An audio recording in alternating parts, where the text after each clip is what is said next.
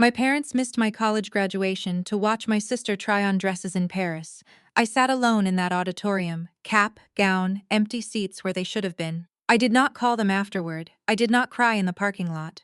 I simply drove back to my apartment, hung up my diploma, and went to work the next morning. What they did not know was that by the time they flew home from that trip, I had already begun quietly acquiring the one thing they would one day beg me to save. 3 years later, they sat across from a lawyer and learned who held the deed to everything they owned. Before I continue, let me know where you are watching from in the comments below. Hit like and subscribe if you have ever been the child your family forgot until they needed something. My name is Danielle Collins. I am 32 years old, and for most of my life I was the wrong daughter, not in any dramatic, obvious way. No one ever sat me down and said, "Danielle, we love your sister more." It was quieter than that. It was the way my mother's voice changed when Brooke walked into a room, lighter, warmer, like a window being opened. It was the way my father would cut short a phone call with me the moment Brooke texted him. Small things, consistent things, the kind of things that, over 18 years, build a very clear picture. Brooke was 3 years younger than me, and beautiful in a way that made people stop mid-sentence. Pale blonde hair, wide blue eyes, the kind of effortless prettiness that photographers notice. By 16, she had done 2 local modeling jobs. By 18, my parents had redecorated the living room with framed prints of her test shots. There were no framed prints of my academic awards. There was, however, a small shelf near the laundry room where my mother kept my report cards in a manila envelope. I want to be fair. My parents were not monsters. They fed me, clothed me, paid for my education without complaint. But there is a difference between providing for a child and believing in one.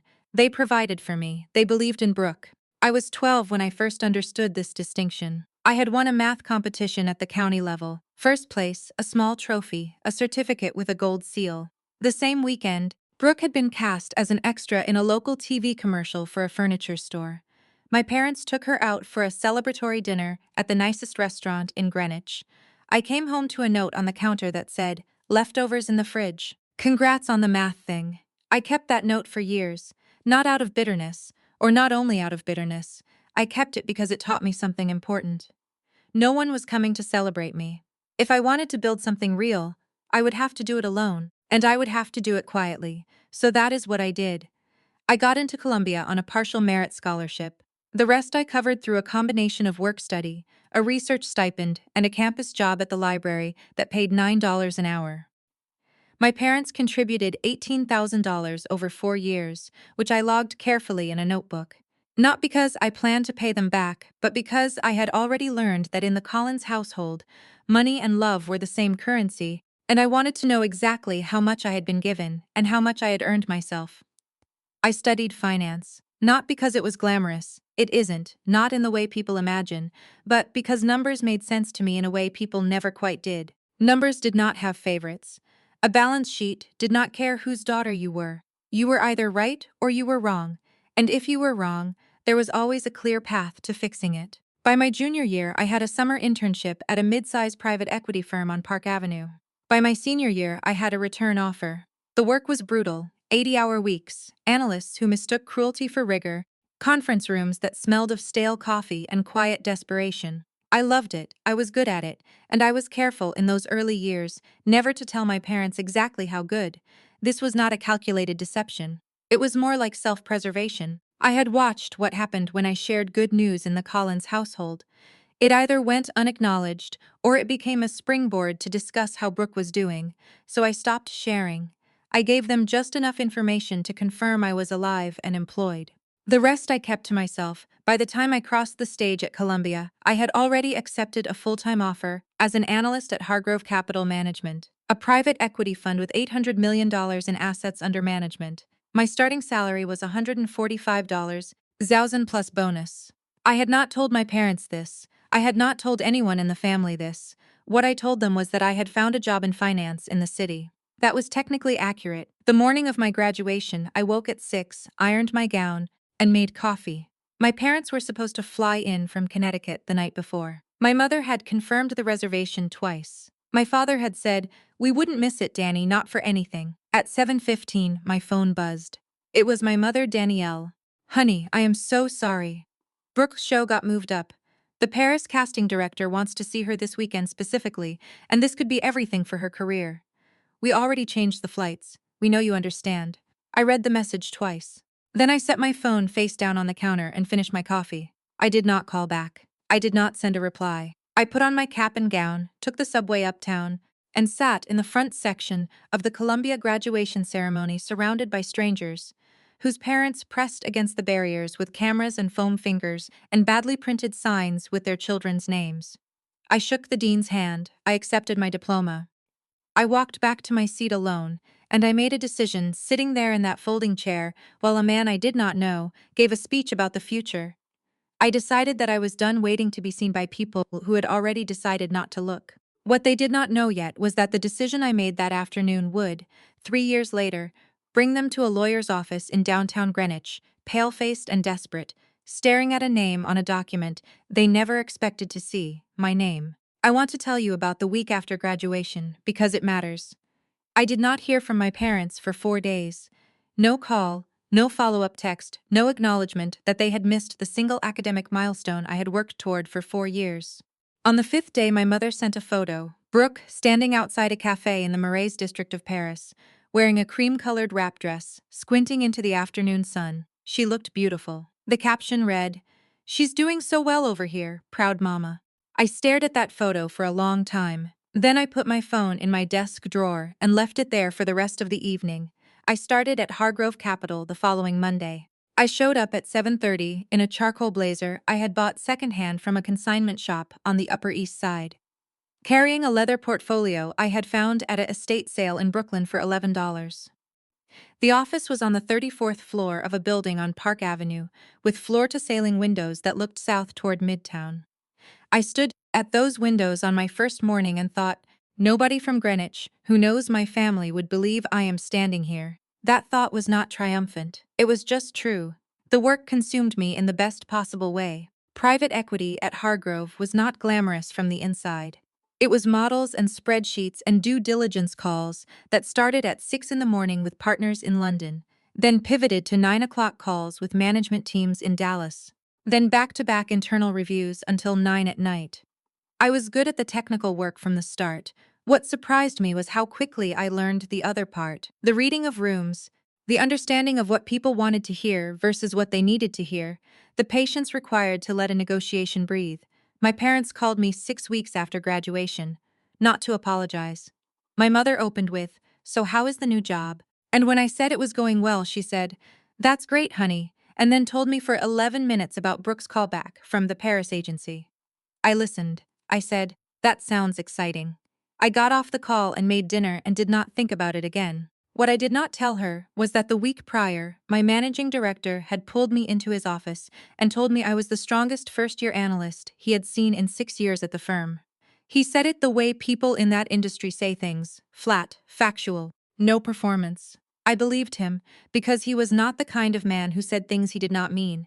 3 months passed, then 4. My parents and I fell into a rhythm that was not quite estrangement but was not connection either. A monthly call, surface level, the kind of conversation you could transcript and find nothing in it, no love and no anger, just the sound of people maintaining a fiction that everything was fine. Then I made a mistake. I got tired.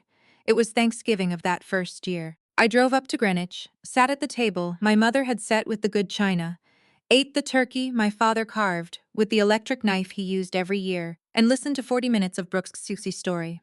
The agency callbacks, the photographer who said she had the bone structure for editorial, the apartment in the 10th arrondissement that my parents periodically were quietly helping her fund.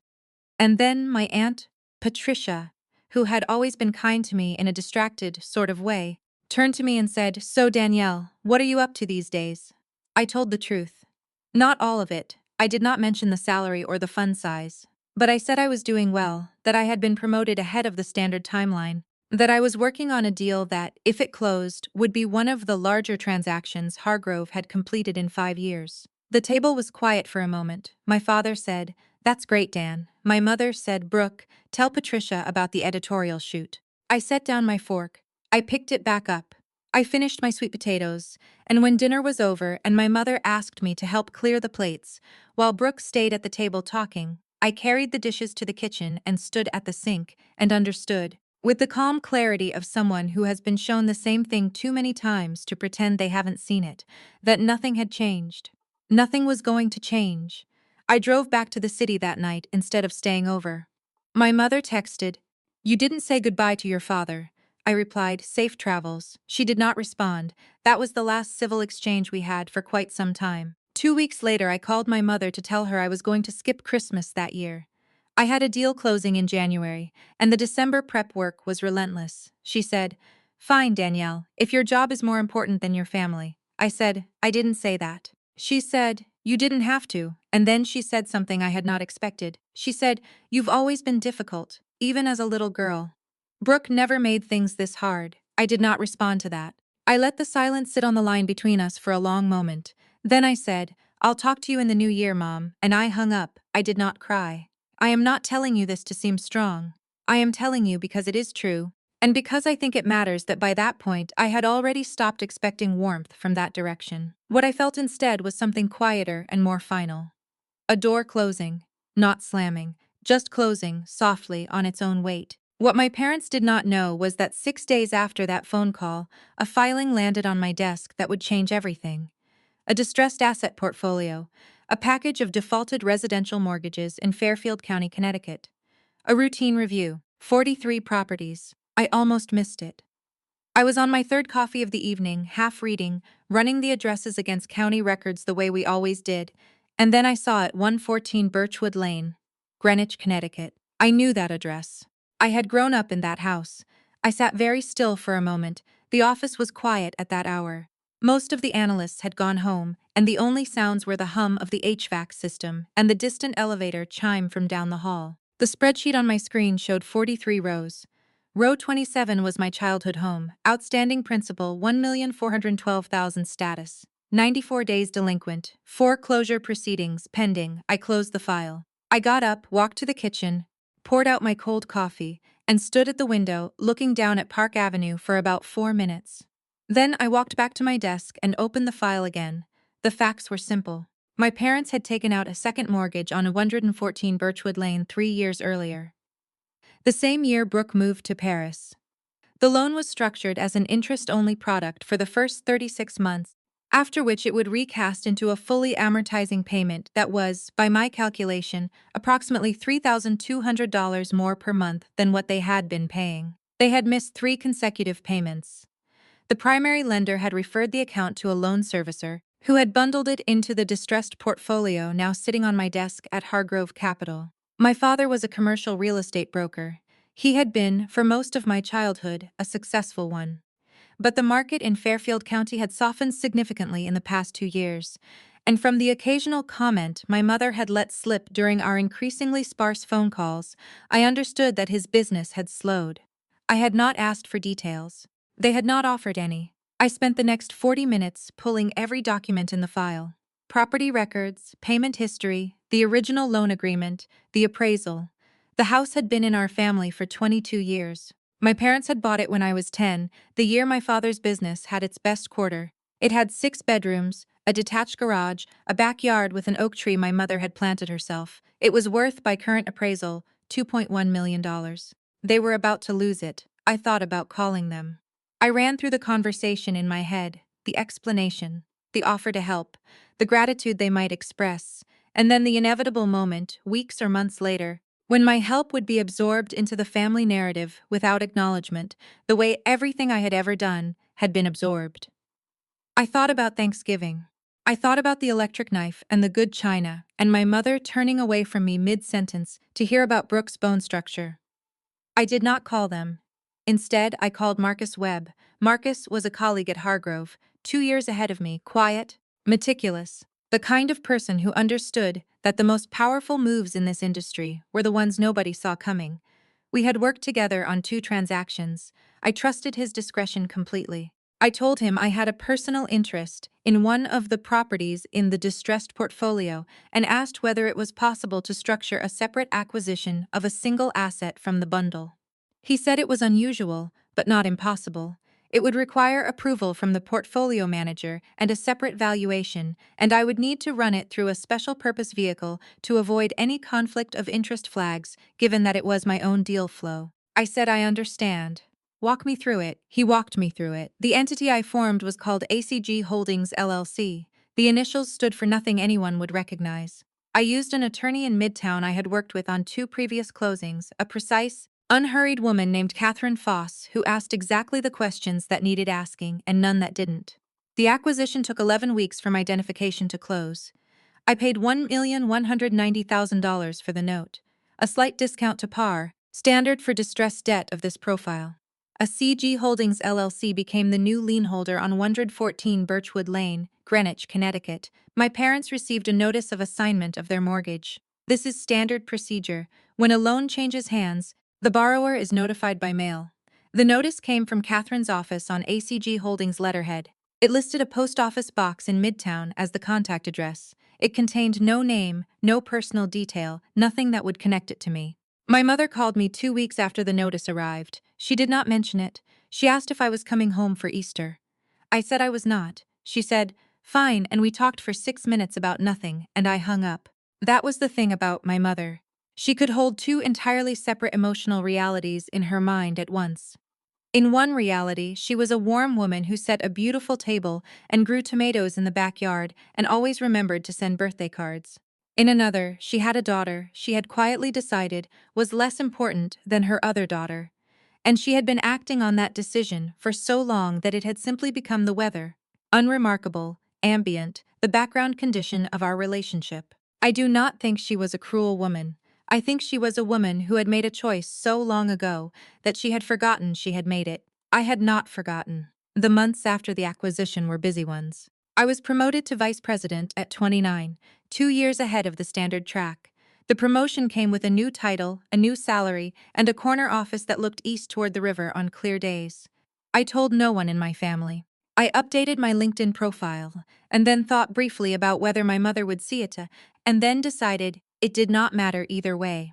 I was 31 when my parents finally called with something other than small talk. It was a Wednesday evening in February, cold enough that the windows in my apartment had fogged at the edges. My phone rang and I saw my father's name, not my mother's, which was unusual.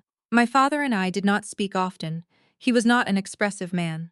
Our calls, when they happened, were short and slightly formal, like 2 people who had once known each other well and were being polite about the distance that had grown between them. I answered. He said, Danielle. And then he stopped. I waited. He said, your mother and I are in a bit of a situation with the house. I said, I see. He said they had been working with their bank to restructure the loan, but the bank had declined.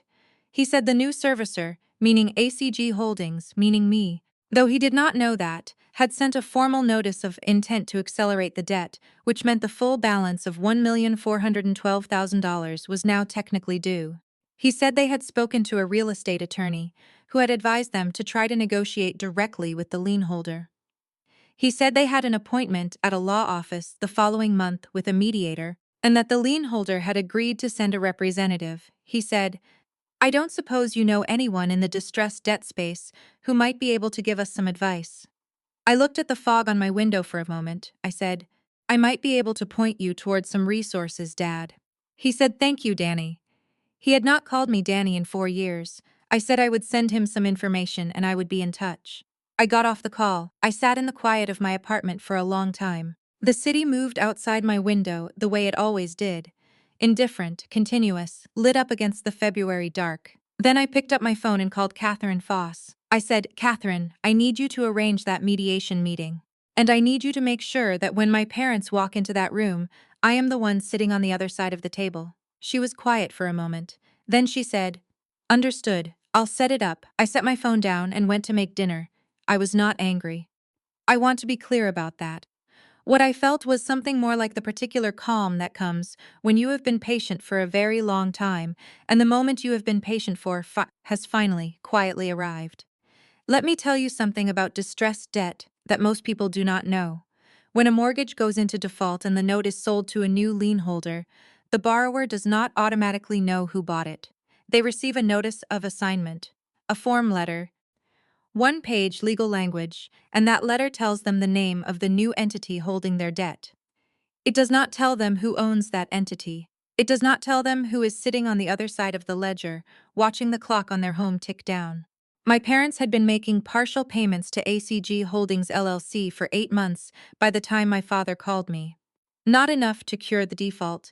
They were paying roughly 60% of the required monthly amount, which in distressed debt terms means you are slowing the bleeding without stopping it. Every payment arrived at Catherine's office, was logged, and was applied to the outstanding balance. Every month the remaining principal grew slightly smaller, and the legal exposure grew slightly larger. I reviewed the payment records every quarter. I did not enjoy this. I want to be honest about that. There was nothing satisfying about watching a number on a spreadsheet represent my parents' slow financial unraveling. What I felt when I looked at those records was something closer to a flat, gray sadness, the sadness of watching people you once loved make a series of avoidable mistakes and knowing that any offer of help from you would have been refused or resented or quietly credited to someone else. So I had waited, and I had watched. And I had kept the door open exactly 1 inch, in the form of ACG Holdings LLC, for the moment when waiting would no longer be an option for any of us. That moment arrived on a Thursday morning in March, 2 years and 9 months after I had purchased the note. I was at my desk at Hargrove when Catherine called.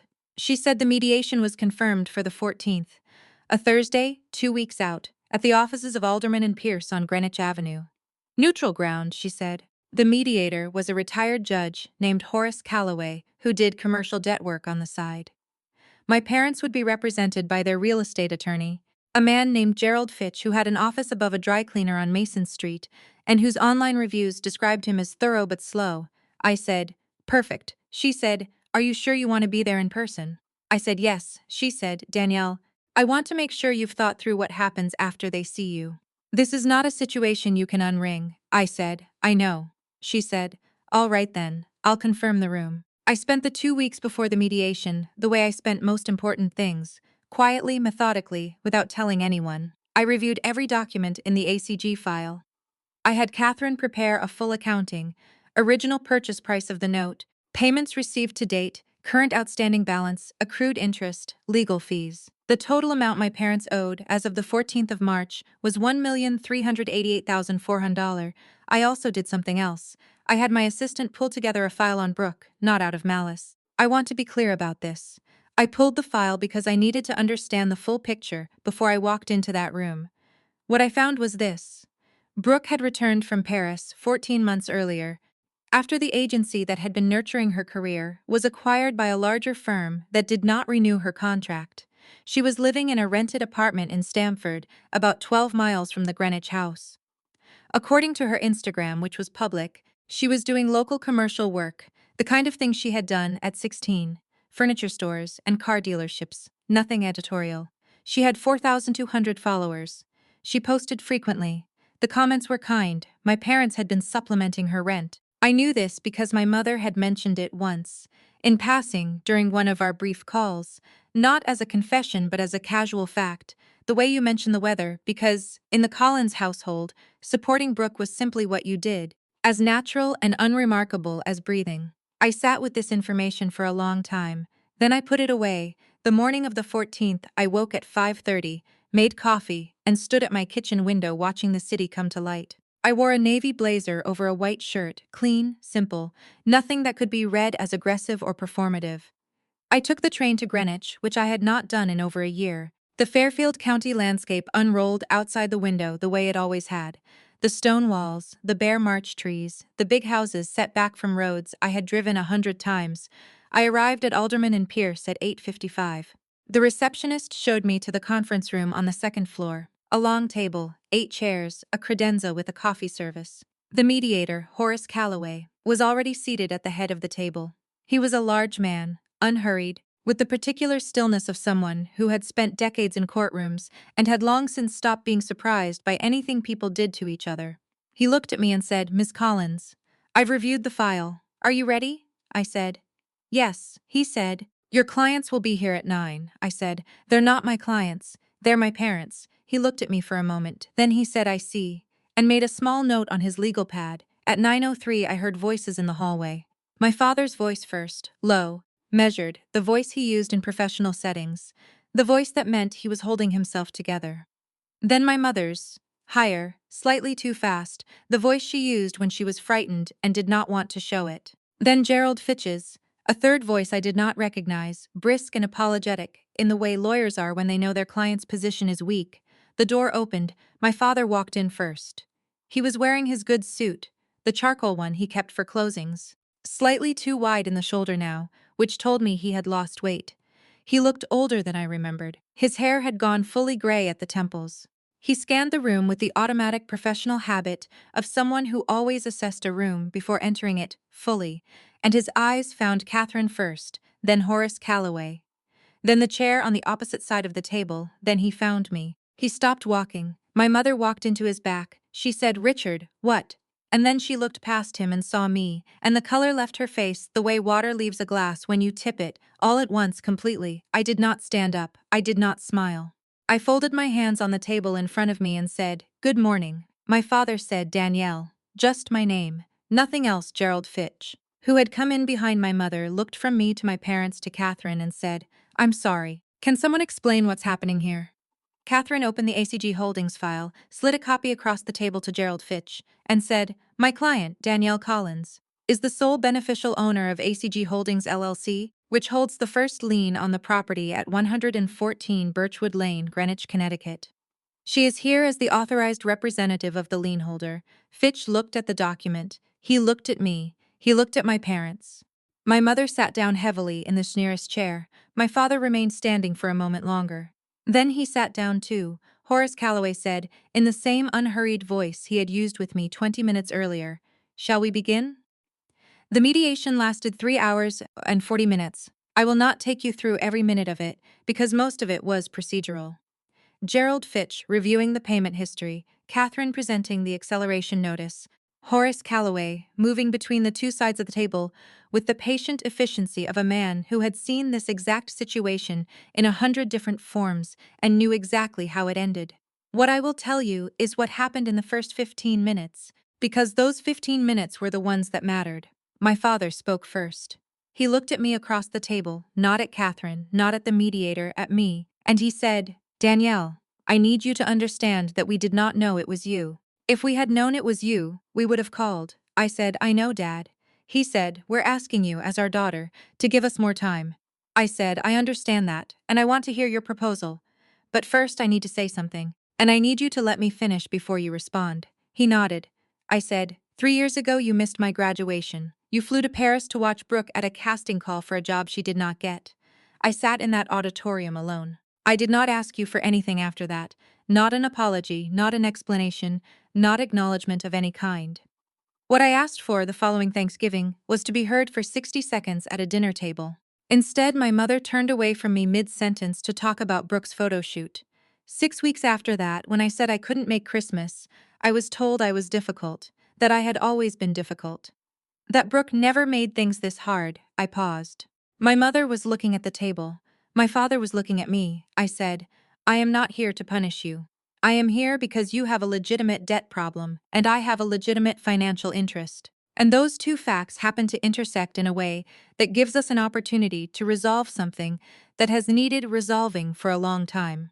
But I want you to understand what you're sitting across from. You're not sitting across from a bank. You're sitting across from your daughter. The one who graduated from Columbia alone. The one who built a career in this industry without ever asking you for a single contact or a single introduction or a single word of encouragement." The room was very quiet. Gerald Fitch cleared his throat softly. Horace Calloway made another note on his legal pad. "My father's Danielle." His voice had changed. The professional steadiness had gone out of it. What was underneath was something older and less composed. He said, "I don't know what to say to you." I said, "You don't have to say anything right now. Let's hear the proposal." What followed was an hour of financial logistics. My parents' position was straightforward. They could not pay the accelerated balance. They had no liquid assets sufficient to refinance, and their income had dropped to the point where no conventional lender would touch them. Gerald Fitch presented a restructuring proposal: extend the term by 7 years, reduce the monthly payment to something my parents could manage on my father's income, and waive the accumulated late fees, which by that point totaled $34,000. It was not an unreasonable proposal in the abstract. It was the kind of proposal that a lender with a long-term interest in the asset and no particular timeline might accept. Catherine had prepared a counter. We went back and forth for another 40 minutes, the numbers shifting in small increments the way numbers do in rooms like that, until we arrived at a figure that was workable for both sides. And then my mother spoke. She had been silent for most of the session, which was unusual for her. My mother was not a quiet woman by nature. She was social, expressive, the kind of person who filled silences automatically, reflexively, the way some people fill glasses. Her silence that morning had the quality of something forced, something held in place by effort. She said, "I want to ask you something." I said, "All right." She said, "Did you buy this mortgage because of what happened at graduation?" I took a moment before I answered, not to be dramatic, because I wanted to be accurate. I said, "I bought it because it landed on my desk as part of a distressed portfolio, and I recognized the address. I bought it because I had the means to, and because I thought, if the worst happened, I would rather be the one holding the note than a bank that would sell the house without a second thought." She said, "So you were trying to protect us?" I said, "I was trying to keep a door open. I didn't know yet what I would do with it." She looked at me for a long moment. Her eyes were wet. She was not the kind of woman who cried easily. I had seen her cry perhaps 3 times in my life, and each time it had been over something to do with Brooke. The recital, the Paris trip, the callback. She had not cried at my graduation because she had not been there. I looked back at her and felt the complicated weight of loving someone who had not loved you carefully enough, and I did not look away. My father reached across the table and put his hand briefly on my mother's arm. Then he looked at me and said, "Danielle, whatever terms you need." "We'll agree," I said, "I know. But I don't want terms yet. I want to table the financial piece for 30 days. I want to think about what I actually want from this." Gerald Fitch looked alarmed. Catherine looked at me steadily and said nothing, because she knew me well enough to know I had already decided. Horace Calloway said, "That is within the parties' rights to arrange." "Are both sides agreed?" My father said, "Yes." I said, "Yes." We signed a 30-day standstill agreement. Catherine gathered the files. My parents' attorney shook hands with the mediator and left quickly. My parents remained seated. The room emptied until it was just the three of us. My father said, "Can we have dinner tonight? Or whenever you're available?" I looked at him. He was still wearing the charcoal suit that was too wide in the shoulders. He looked like a man who had been carrying something very heavy for a long time, and had just set it down and was not yet sure what to do with his hands. I said, "Not tonight." He nodded. I said, "But I'll call you this week." I picked up my coat. I walked to the door. I stopped with my hand on the frame and turned back. Not because I had planned to, but because something in me needed to say one more thing. I said, "I'm glad you didn't lose the house, Mom. I was never going to let that happen." She put her hand over her mouth. I left. I walked out of Alderman and Pierce onto Greenwich Avenue and stood in the March cold for a moment, the wind off the sound cutting right through my blazer. A woman walked past, pushing a stroller. A delivery truck idled at the corner. Somewhere down the block a dog was barking at something. The town looked exactly the same as it always had. I looked different inside it. I had not screamed. I had not threatened. I had not needed to. I had simply shown up, sat down, and let the truth of what I had built speak in the language my family had always understood best, the language of numbers. And for the first time in my life, I was the one who held them all. What I did not yet know was that my parents going home that evening was not the end of the story. Because someone else had found out about the mediation, and that someone was about to make the worst decision of her life. Brooke called me 4 days after the mediation. I did not recognize the number at first. She had changed her phone since the last time we had spoken, which had been at Christmas 2 years earlier, a brief, surface-level exchange over my mother's speakerphone that lasted 6 minutes and covered nothing. I picked up because I was expecting a call from a portfolio company, CFO in Austin, and the area code was close enough that I did not look carefully. She said, "Danielle." "It's Brooke," I said. "I know." There was a pause. Then she said, "Mom told me what happened." "About the house," I said. "All right," she said. "I just want to say that I think what you did was really manipulative. Buying their mortgage without telling them. That's not something a normal person does to their own family." I set down my pen. I looked out the window at the river, which was gray and flat that afternoon, the way it gets in early March when the light is still thin.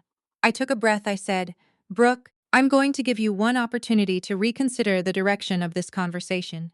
She did not take it. She said, "You've always had this thing where you act like you're the victim, like everything is about you." Mom and Dad have been going through an incredibly hard time, and instead of helping them like a normal daughter, you turned it into some power play. It's actually really sad, I said. Are you done? She said. I'm just saying what everyone in this family is thinking. You went to Columbia. Good for you. You have some fancy job. Great. But you've been holding a grudge for years over one's graduation like some kind of. She paused, searching for the word like some kind of martyr. It's exhausting. It really is, I said. One missed graduation, she said. Yes. I said, Brooke, you have called me twice in the past 3 years. Both times were because you needed something. The first time you asked me if I knew anyone hiring in New York. The second time you asked me to Venmo you $200 for a car repair. I sent the money. I gave you 3 names. You did not follow up with any of them, and you did not pay me back. That is the full extent of our relationship in 3 years. So I want you to think carefully about whether this phone call is a good use of either of our time. She was quiet for a moment. Then she said, Mom and Dad are going to lose the house if you don't help them. I said, No, they're not. I told Mom that in the mediation room. The house is not going anywhere, she said, so you're just going to hold it over them forever. I said, I haven't decided anything yet. I told them I would call this week. She said, You haven't called them. I said, It's been 4 days, she said. They're scared, Danielle. They're really scared, and they feel terrible about everything, and you're just sitting up in your Manhattan apartment playing games with their lives. I felt something move through me then. Not anger exactly, more like the cold, clarifying sensation of a window opening in a room that has been shut for too long. I recognized it. It was the same sensation I had felt in the kitchen the night my mother sent me the Paris photo. The same sensation I had felt at that Thanksgiving table when my mother turns away mid-sentence. The sensation of being shown, clearly and without ambiguity, exactly who someone is. I said, Brooke, I'm going to hang up now, she said. If you do anything to hurt this family. I said goodbye, Brooke. I hung up. I sat for a moment. Then I opened my laptop and did 2 hours of work and did not think about the call again until that evening, when I was making dinner, and my phone buzzed with a text from an unknown number, a different unknown number than the one Brooke had called from. The text said, You should be ashamed of yourself. Your parents gave you everything, and this is how you repay them. Disgusting. It was from my Aunt Patricia, the kind one. Over the next 6 days, I received 9 more messages in a similar vein, 2 from cousins I had not spoken to in years, one from my mother's college roommate, who had my number for reasons I could not reconstruct, 3 from numbers I did not recognize at all, and one, remarkably, from Brooke's former Paris roommate, a French woman named Celine, who had apparently been given my contact information, along with a version of events that bore little resemblance to anything that had actually happened. The version of events circulating through my extended family, as best I could reconstruct it, was this. Danielle, the difficult one, the cold one, the one who had always been jealous of Brooke, had used her finance job to secretly buy her parents' mortgage as an act of revenge, and was now threatening to take their home unless they met her demands. I did not respond to any of the messages. I did not post anything on social media. I did not call my mother to ask her to clarify the record, because I understood instinctively that calling to defend yourself is the same as confirming the attack. What I did instead was call Catherine Foss. I said, Catherine, I need the ACG file to be airtight. Every payment record, every notice, every piece of correspondence.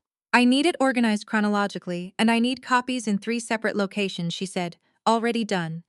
Is there something specific you're anticipating? I said, I'm not sure yet, but I want to be ready, she said. Danielle, are you all right? I said, Yes. I just want to make sure that when this resolves, it resolves on the record. She said she understood and would have the full file ready by end of week. I hung up and sat with the quiet of my apartment for a while. Outside, the city moved through its evening routines. The shift change at the bodega downstairs, the crosstown bus making its stops, the particular quality of New York City light at 7 in the evening in March, amber and low and slightly melancholy. I thought about the 9 messages. I thought about Brooke's voice on the phone, the fluency of her grievance, the ease with which she had assembled a narrative in which I was the villain. She had always been good at that. It was, I realized, the same skill that had made her attractive to photographers and casting directors. The ability to inhabit a version of reality so completely that it became contagious. She did not need to lie, exactly. She just needed to feel something strongly enough, and the people around her would feel it too. I had spent my whole life being the person who did not feel things strongly enough. The quiet one. The one who went to her room, who drove back to the city, who set down her fork and finished her sweet potatoes and did not make a scene. I had thought of this as a weakness for a long time. I was beginning to understand it as something else entirely.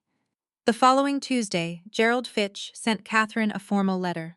It was 3 pages, single-spaced, and it made the argument that ACG Holdings LLC had engaged in predatory lending practices by acquiring the note without disclosing a pre-existing personal relationship with the borrowers, and that this constituted a conflict of interest that rendered the transaction voidable under Connecticut law. I read the letter twice.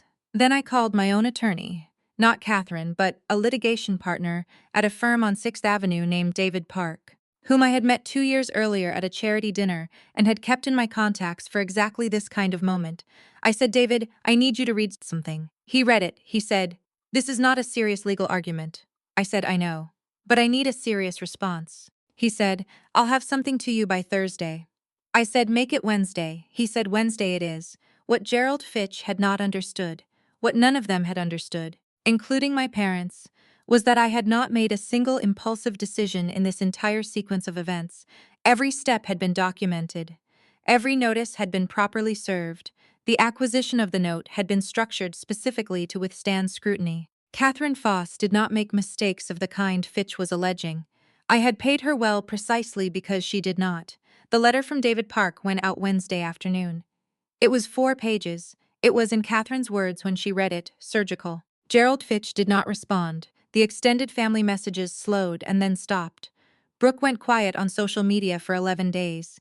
I noticed because I had started checking, not out of obsession but out of the same professional habit that made me track any variable that might affect an outcome I cared about.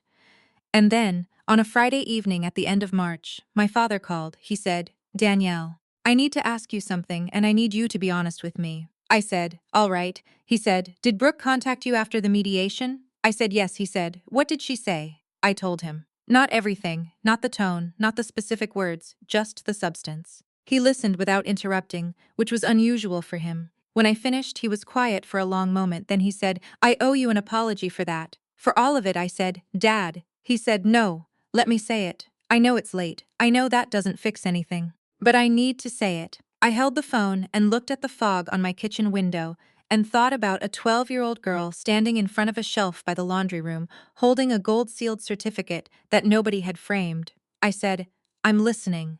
My father talked for 22 minutes. I do not say that to be precise for precision's sake. I say it because I remember watching the timer on my phone screen climb, the way you watch something you did not expect and are not sure how to hold. 22 minutes was longer than any conversation my father and I had shared in the past 5 years combined. He was not an eloquent man. He did not reach for beautiful language or careful metaphors. He spoke the way he had always spoken, flatly, practically, with the occasional pause of someone choosing words the way you choose tools, for function rather than appearance. He said he had known, for a long time, that the balance in our family was wrong. He used that word, wrong. Not unfair, not complicated, wrong. He said he had told himself it would correct itself, that Brooke's modeling career would level off, and I would find my footing and things would even out naturally the way things do. He said he had been wrong about that too. He said the graduation was the moment he had known, in the way you sometimes know things you are not ready to act on, that something had broken that would not fix itself. He said my mother had been the one to book the Paris flights. He said he had not stopped her. He said he was not sure, even now, whether that was because he had genuinely believed it was the right decision, or because disagreeing with my mother about Brooke had always cost more than he was willing to spend. He said, "I took the easy road for 20 years, Danny, and I let you pay for it." I did not say anything. He said, "I'm not asking you to forgive me tonight. I just needed you to know that I see it. I see what we did." I said, "Thank you for saying that, Dad." He said, "What do you need from us to make this right?" "Whatever it is, I want you to tell me." I looked at the window for a moment. The fog had cleared. The city was doing what it always did, moving, indifferent, lit. I said, "I need to think about it. I'll call you next week." He said, "All right." I said, "Dad, I'm glad you called." He said, "Me too, Danny, me too." I got off the phone and sat in the silence of my apartment for a long time, not thinking exactly. More like letting the weight of the conversation settle, the way sediment settles in water when you stop stirring it. Then I opened my laptop and started working. I want to tell you what I was building during those weeks, because it is the part of this story that nobody in my family knew about. And it is the part that mattered most. 6 months earlier, I had been approached by two former Hargrove partners, a man named Thomas Ellery and a woman named Grace Sue, who were leaving to start their own fund. They wanted me as a founding partner. The fund was called Meridian Capital Partners. The strategy was focused on distressed real estate and special situation debt, exactly the work I had been doing at Hargrove, but with a smaller, more focused portfolio and a structure that gave the founding partners meaningful equity. The terms they offered me were serious. A 15% founding stake, a co-management role on the investment committee, base compensation plus carried interest that, if the fund performed as the models projected, would put me in a position I had not let myself fully imagine until the documents were in front of me. I had been conducting due diligence on Thomas and Grace for 3 months. Not because I doubted them. I had worked alongside both of them and trusted their judgment completely, but because I did not make decisions of this magnitude without understanding every variable. I had reviewed their track records, their LP relationships, their proposed fund structure, their fee arrangements, their back office setup. I had had 3 conversations with their outside legal counsel. I had modeled 12 different performance scenarios. By the last week of March, I had one remaining question, and it was not a financial one. It was this: am I ready to stop being the person who works in the background and become the person whose name is on the door? I sat with that question for 4 days. On the 5th day, Gerald Fitch sent a second letter. This one was shorter than the first. 2 pages, less aggressive in tone, which told me David Park's response had landed the way it was meant to. The new letter dropped the conflict of interest argument entirely and returned to the original restructuring proposal, with one modification. My parents were now asking to extend the term by 10 years rather than 7, and they were requesting a reduction in the interest rate to something closer to current market. The financial ask was reasonable. I had already modeled it. Catherine and I had, in fact, been prepared for exactly this request since the week after the mediation.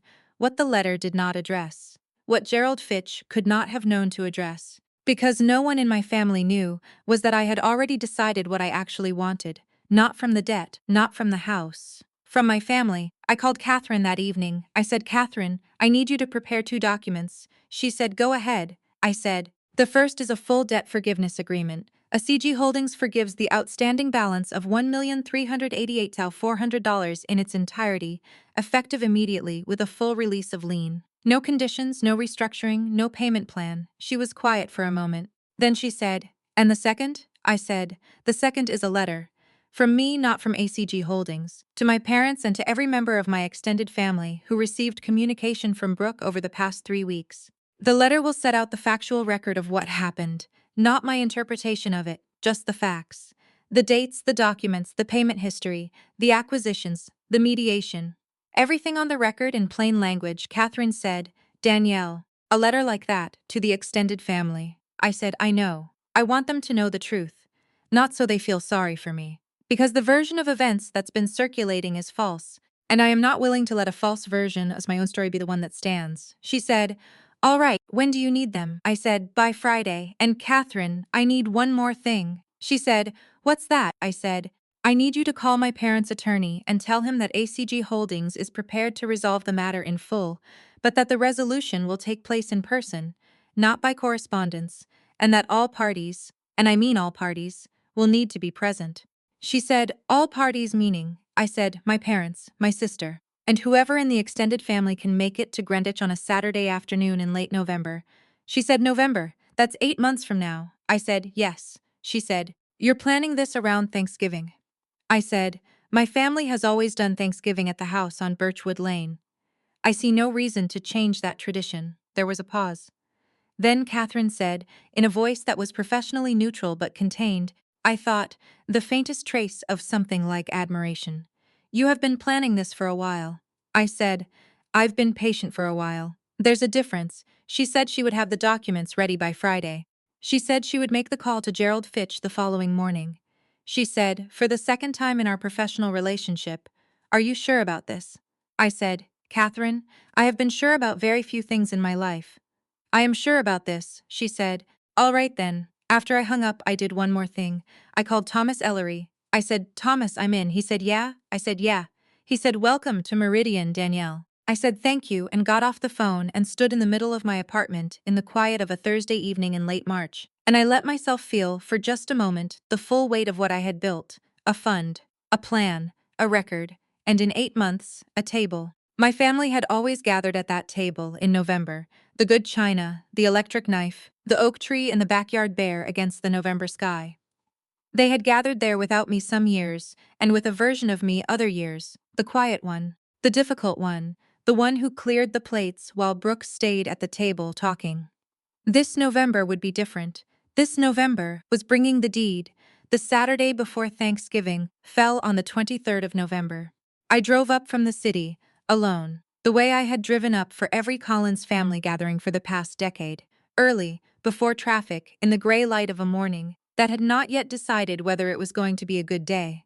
The Merritt Parkway unspooled ahead of me, the oaks and maples stripped bare, the sky the color of old pewter. I had the heat on low and the radio off. I needed the quiet. Catherine had sent the invitations in October, formal, brief, on ACG Holdings letterhead. An invitation to a family gathering at 114 Birchwood Lane on the Saturday before Thanksgiving, to include a resolution of the outstanding matter of the property, with attendance requested from all family members who had been party to or aware of the situation. Gerald Fitch had called Catherine to ask what exactly was being resolved. Catherine had said, in the measured tone she used when she was being precisely uninformative, the matter will be addressed in full at the gathering. Your clients have been briefed. My parents had, in fact, been briefed. Not fully, but enough. I had called my father in October and told him that I intended to resolve the financial matter at Thanksgiving and that I needed the family together for it. He had asked if I was going to forgive the debt. I had said yes. He had been quiet for a long moment and then said, Danielle, you don't have to do that. I said, I know. He said, is there something you want in return? I said, I want one thing. He said, name it. I told him. He said, I'll make sure everyone is there. I arrived at Birchwood Lane at 11:15. The house looked the way it always looked in November. The shutters dark against the white clapboard, the oak tree in the backyard bare and enormous, the flagstone path from the driveway to the front door, edged with the remnants of my mother's fall plantings, brown now, collapsed against the ground. I sat in the car for a moment and looked at it. I had grown up in this house. I had done homework at the kitchen table and learned to ride a bike on the driveway, and spent one summer reading every book on the second-floor landing because the light was best there in the afternoons. I had also spent years being invisible in this house, not cruelly, not intentionally, just consistently, the way a piece of furniture can become invisible when you stop looking at it. I was done being invisible. I got out of the car. My mother met me at the door. She looked older than she had at the mediation. Thinner. Her hair pulled back more tightly than usual, her eyes careful in the way of someone who has been rehearsing for a moment and is not sure the rehearsal was enough. She said, Danielle. And then she stepped forward and hugged me, which she had not done in 3 years. I hugged her back, not stiffly, fully, because whatever else was true, she was my mother, and I was done performing coldness I did not feel. She said, into my shoulder, I'm so sorry, baby. I said, I know, Mom. We stood there for a moment. Then she stepped back and wiped her eyes with the back of her hand and said, everyone's here. They started arriving at 10. I said, good. I followed her inside. The house smelled the way it always smelled in November: wood smoke and the particular clean cold of a house that has been well kept for many years. The living room had been rearranged, the furniture pushed back to accommodate the folding chairs my father had set up along the walls, the kind of ad hoc arrangement that meant more people than the room was designed for. I counted quickly as I moved through the door. 31 people. My father standing near the fireplace, my Aunt Patricia and her husband near the window. 3 cousins I recognized from childhood, my mother's sister from Westport, Gerald Fitch. Inexplicably, standing near the credenza with a legal folder, my mother must have insisted he be there. Various faces I placed slowly, like finding objects in a room you have not entered in years. And Brooke? She was standing near the kitchen doorway, slightly apart from the main group, wearing a camel coat she had not taken off, despite being inside. She looked at me when I entered. I looked back at her. Neither of us spoke. My father came toward me. He shook my hand first, an odd, formal gesture, and then pulled me briefly into an embrace. He said quietly, near my ear, you look good, Danny. I said, thanks, Dad. He said, are you ready? I said, yes. He stepped to the center of the room and cleared his throat. The conversations died down, the way conversations do when a patriarch does something that signals gravity. 31 people turned toward him with the particular attention of a family that knows something significant is about to happen and is not sure whether to be relieved or frightened. My father said, "Thank you all for coming. I know this is unusual.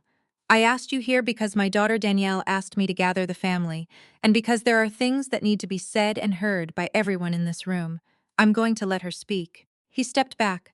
I walked to the center of the room. I did not have notes. I had thought about bringing notes, had in fact written several drafts of what I intended to say, and then had put them all away because I understood that what I was about to say needed to come from me directly, not from a page. The preparation was in the living of it.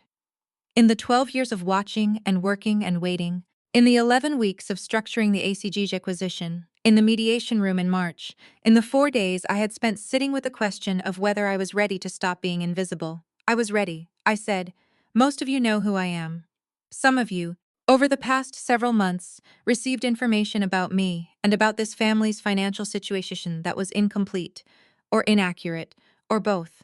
I'm going to take a few minutes to tell you what actually happened, and then I'm going to do something. And I'd ask that you let me finish before anyone responds. The room was very still. I said, 3 years ago, my parents missed my graduation from Columbia University. They flew to Paris to attend a casting event for my sister.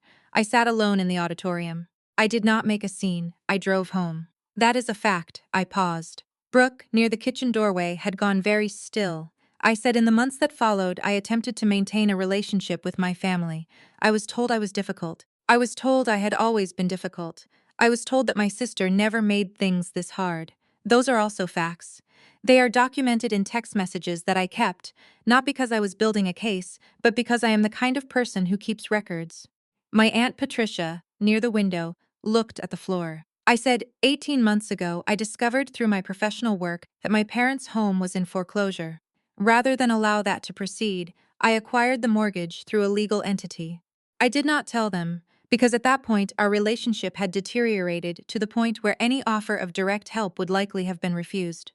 I kept the door open in the only way I knew how, quietly, at a distance, in a language my family has always understood. The language of financial security.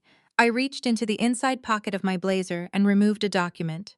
Single page. Catherine had prepared it. I said, "This is a full debt forgiveness agreement. It forgives the outstanding balance of $1,388,400 owed by Richard and Sandra Collins to ACG Holdings LLC, effective today, with a full and unconditional release of lien on this property." The room made a sound.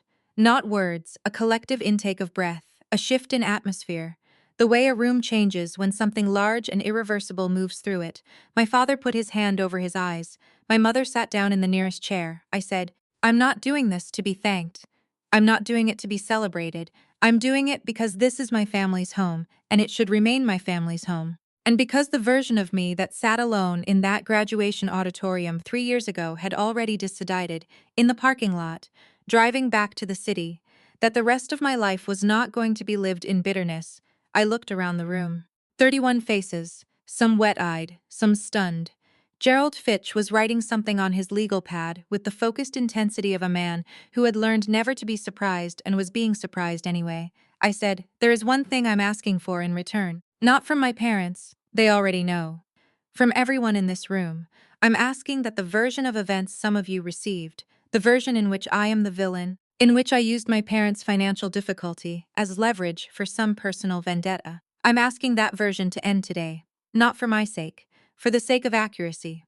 The truth of what happened is documented and available to anyone who wants it.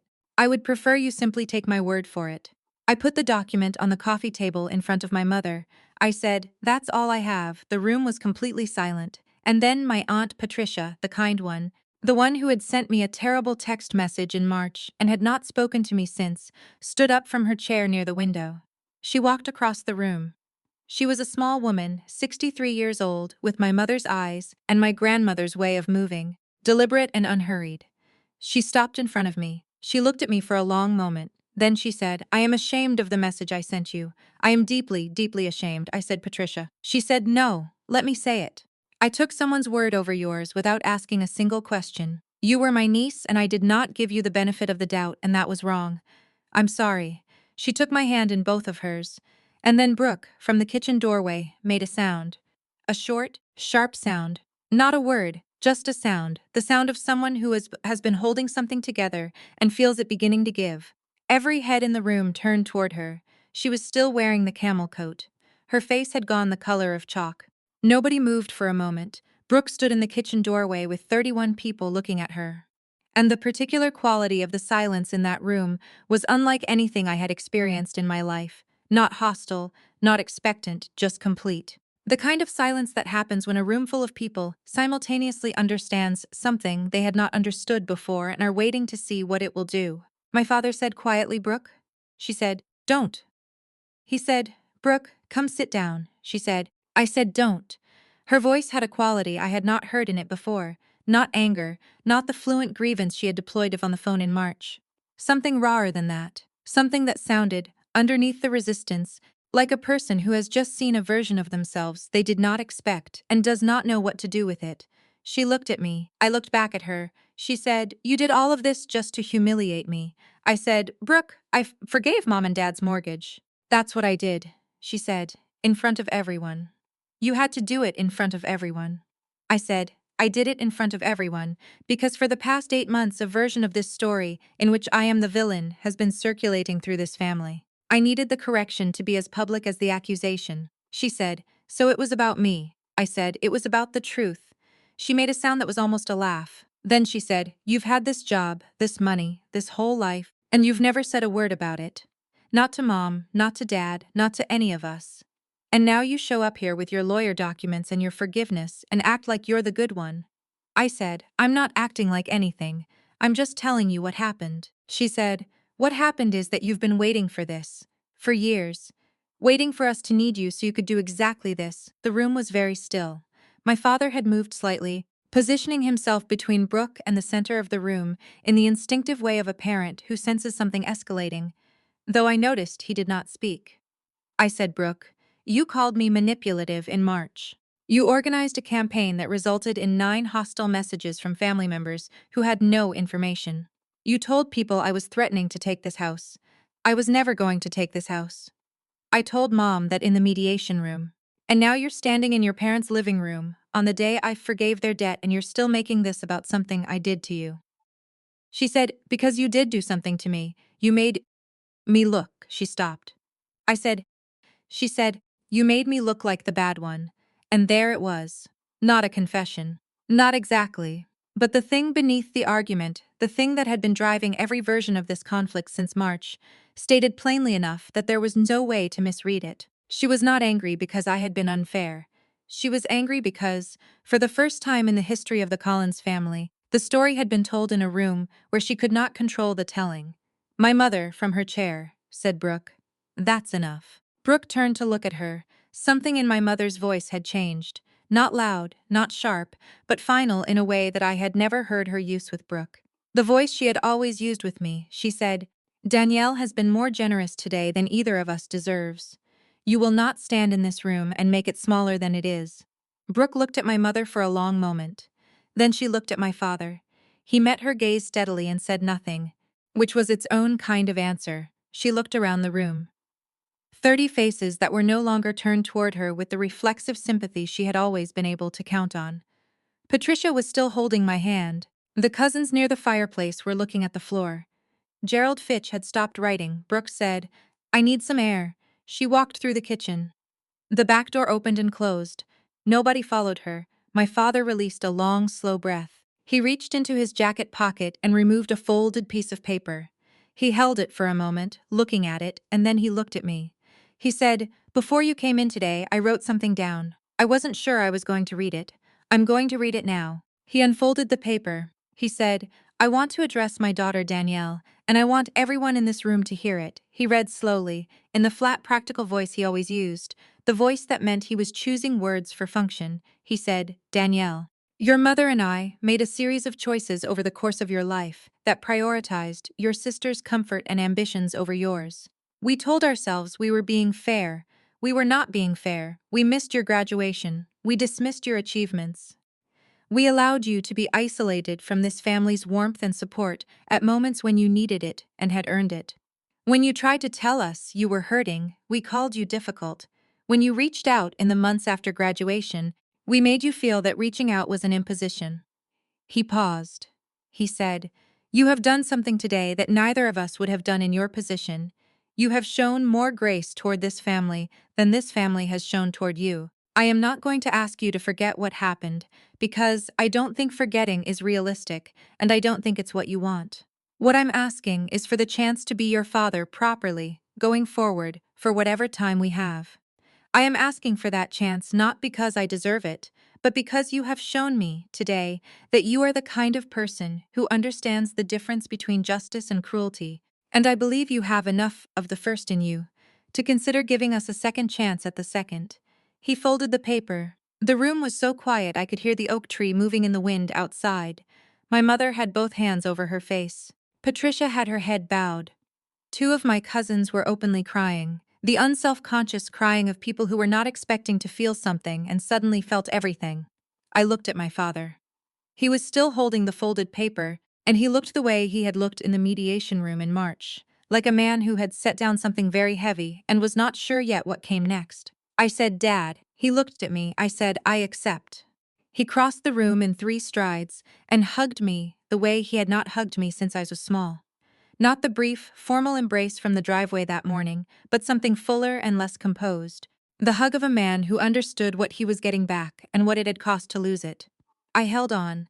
After a moment, my mother was there too, her hand on my back, and I stood in the center of my family's living room between my parents and let myself be held by people who had not held me in far too long. I did not cry.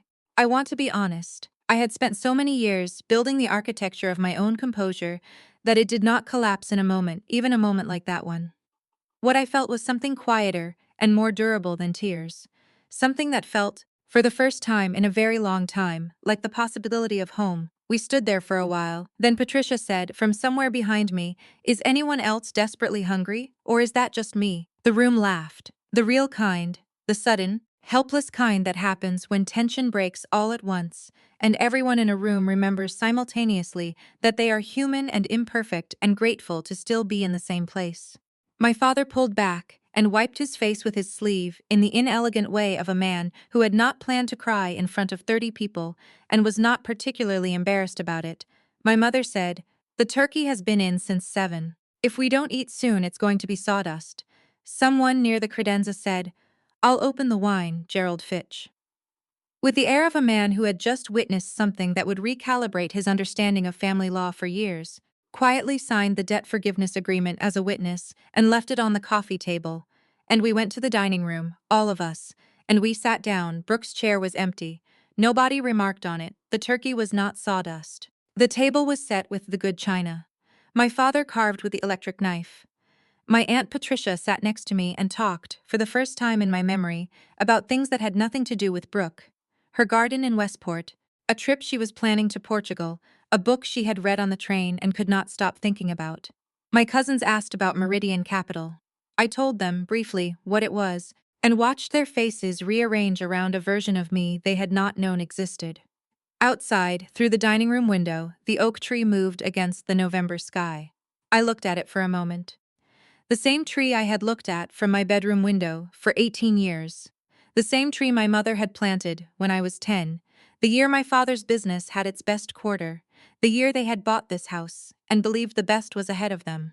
It was still here. So was I. 2 years have passed since that Thanksgiving. I want to tell you what happened. Not the version that makes a neat arc where every wound heals clean and every relationship restores itself to something better than it was. Life does not work that way, and you are smart enough to know that, and I respect you too much to pretend otherwise. What I want to tell you is the truth of what the 2 years looked like, because the truth is more interesting than the neat version, and I think, more useful. Meridian Capital Partners launched in January of the year following Thanksgiving. Thomas Ellery, Grace Suh, and I opened the fund with $340 million in committed capital from 11 limited partners, institutional investors, family offices, one sovereign wealth fund that Grace had cultivated for 3 years. The first deal closed in April. a portfolio of distressed commercial notes in the Mid-Atlantic region, acquired at a significant discount to face value, restructured over 14 months into performing assets. By December of our first year, the fund had returned 18% net to investors. Thomas called it a strong debut. Grace called it a proof of concept. I called it the beginning. By the end of our second year, assets under management had grown to $620 million. We had hired 11 additional staff. We had moved into permanent office space on the 41st floor of a building on 6th Avenue with windows on 3 sides and a conference room that looked south toward the harbor. My carried interest had begun to vest in a way that, if I sat with the numbers long enough, made me slightly dizzy. I do not tell you this to impress you. I tell you, because for most of my life, the things I built were invisible to the people who were supposed to be proud of me. I am done building invisibly. My father came to visit the Meridian offices in March of that first year. I had not invited him. He had asked carefully if he might see where I worked, and I had said yes because I understood that asking was itself a form of change. He arrived on a Tuesday morning, punctual, in the charcoal suit that fit him properly now. He had put the weight back on, slowly, over the winter. I walked him through the office. I showed him the portfolio maps on the conference room screens, the deal flow tracker, the team. He asked intelligent questions.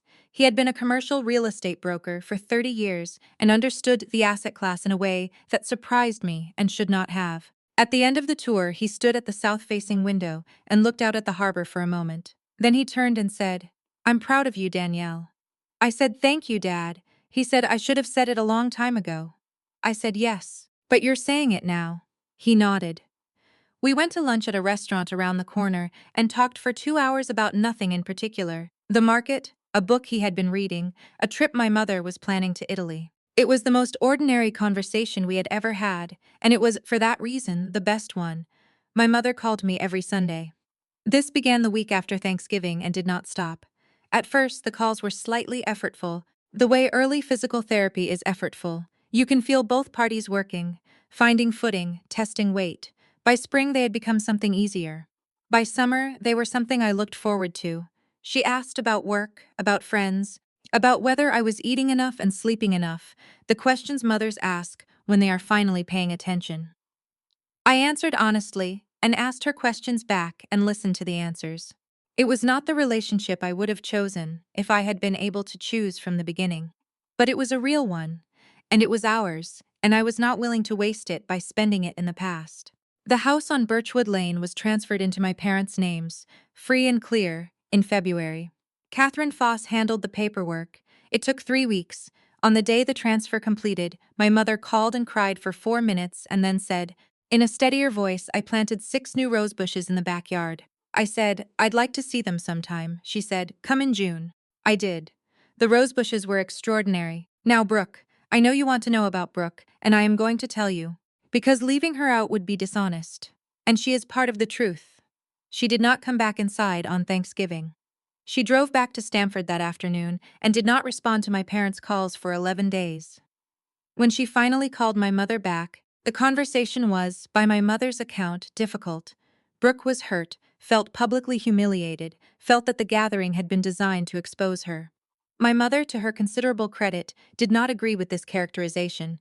She told Brooke plainly that what had happened at Thanksgiving was a consequence of choices Brooke had made, and that if she wanted a relationship with the family going forward, she would need to acknowledge that Brooke did not speak to me for 7 months. In June. The month I came to see the rose bushes, she was at the house. She had not known I was coming, or if she had decided to be there anyway, which I chose to read as a gesture of some kind. We sat on the back porch for about 40 minutes. We did not discuss March or Thanksgiving or Paris or Columbia. We talked about small things, a restaurant she had found in Stamford, a documentary I had been watching, the oak tree, which had dropped a large branch in a windstorm in April, and my father had not yet had it removed. It was not a reconciliation. It was something smaller and more honest than that. 2 women who had grown up in the same house, shaped by the same imbalance, trying to figure out whether there was anything between them worth keeping. I think there might be. I am not certain. I am willing to find out. The extended family, Patricia, the cousins, my mother's sister from Westport, recalibrated over the months that followed Thanksgiving in the way extended families do. slowly, imperfectly, without anyone formally acknowledging that a recalibration was occurring. Patricia called me in January, a real call, 30 minutes, and we talked about Portugal and the book on the train, and whether the rose bushes would survive a hard frost. My cousin Jamie, who had sent me one of the hostile messages in March, texted me in February to say she was sorry, briefly and without elaboration, which was enough. This past October, Meridian was named one of the top 15 emerging alternative asset managers in the Northeast by a publication that covers our industry.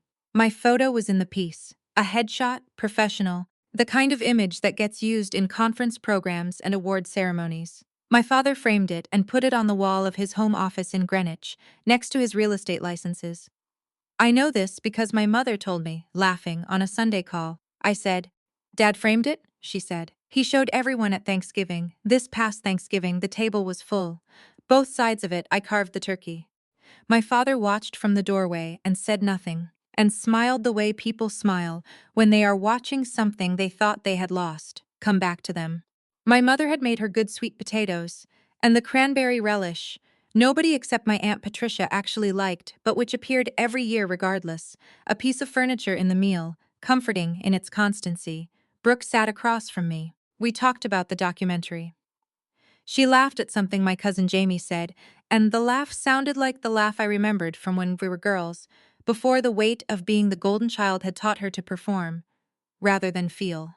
I watched her laugh and felt something I had not expected, not bitterness, not satisfaction, not even forgiveness exactly. Something quieter than all of those.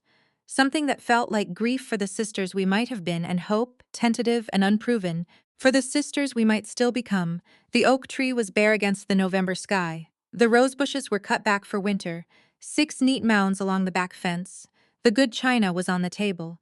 I was at the head of it. I don't have a tidy lesson for you. I don't believe in tidy lessons. What I believe is this. There is a kind of strength that looks like weakness to people who have never needed it. The strength of the person who drives home quietly, who finishes her sweet potatoes, who keeps her records, who builds in silence and waits, not because she has no options, but because she understands that the right moment is not the first moment. I waited a long time for my family to see me, and when the moment came, I did not shout. I did not threaten. I did not arrive with anger. I arrived with documents, and a deed, and the particular authority of a woman who had spent years building something real in the dark, alone, without applause. That was enough. It was more than enough. If you have ever been the one who was overlooked, the one who cleared the plates, the one whose graduation was missed, the one whose achievements went into a manila envelope by the laundry room, I want you to know something. Keep building. Keep the records. Stay in the room. Your moment is coming. And when it does, you will not need to raise your voice. The work will speak. If this story moved you, leave a comment telling me who you were in your family, the seen one or the unseen one. Like and subscribe if you've ever had to build your worth somewhere nobody was watching. I read every comment, every single one.